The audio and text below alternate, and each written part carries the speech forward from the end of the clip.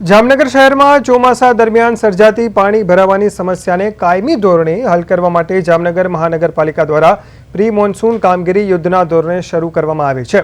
Commissioner DN મોદીના માર્ગદર્શન હેઠળ શહેરની 40 કિલોમીટર લાંબી કેનાલો અને નદી નાળાની સફાઈ માટે 50 લાખ રૂપિયાનું બજેટ ફાળવીને કામગીરી શરૂ કરવામાં આવી છે।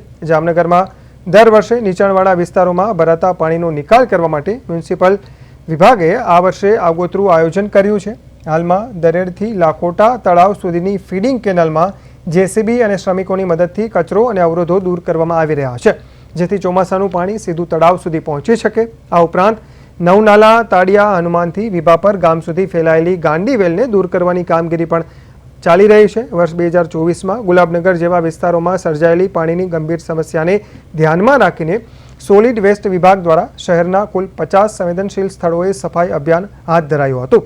રંગમતી નદીની કેનાલ સહિતના મુખ્ય માર્ગોને ખુલ્લા કરવામાં આવી રહ્યા છે। મહાનગરપાલિકા દ્વારા દર વર્ષની જેમ આ વર્ષે પણ પ્રિમોન્સૂનની કામગીરી શરૂ કરવામાં આવી છે। તે કુલ 9 ભાગોમાં એની વહેંચણી કરવામાં આવી છે અને ટેન્ડરની પ્રોસેસ પૂર્ણ કરી જે પાર્ટીમાં સિલેક્ટ થયેલી છે ટેન્ડરમાં એ લોકોને કામ સોંપવામાં આવેલ છે અને તેના દ્વારા કામ શરૂ પણ કરવામાં આવે છે।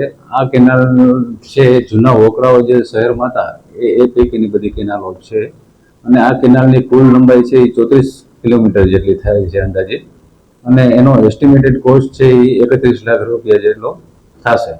અને આ જે શરૂ કરવામાં આવેલ છે કેનાલ છે ચોમાસા પહેલા આપણે પૂર્ણ કરવાની તૈયારીમાં છીએ। તે પૂર્ણ થઈ જાય ત્યારબાદ ચોમાસા દરમિયાન પણ આ કેનાલની મેન્ટેનન્સ છે એ થાય એની કાળજી રાખવામાં